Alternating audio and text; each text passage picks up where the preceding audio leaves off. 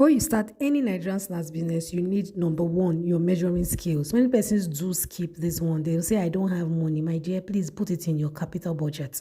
It comes in the digital form or the manual ones. I love the digital ones because they are very accurate. They have small sizes, they have big sizes. They pick the slightest of weight. So you are sure that your weight is going to be very accurate.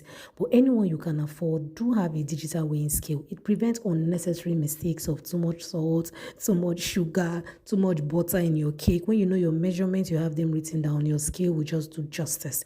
Number two equipment you need are your measuring cups and spoons. Yes, this is important to measure your fluid. You may not be able to measure your fluid using your digital weighing scale because fluids are measured in mils. These cups does that for you. They come in different colors, come in different kinds like steel, and they come in different shape and sizes. I love the fact that their measurements are written the measurements that are written on the handles of the cups and the spoons, so you know the quantity of liquid each cups and spoons can take. Is really amazing. So this is me using my cups to measure my liquid. I'm measuring different form of liquid using 125 ml cup, and it's just so easy when you have them.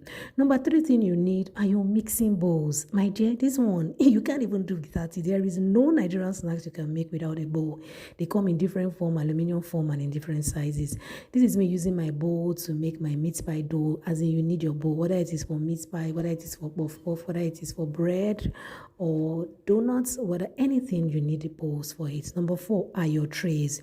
When you start your Nigerian snacks business, you need trays.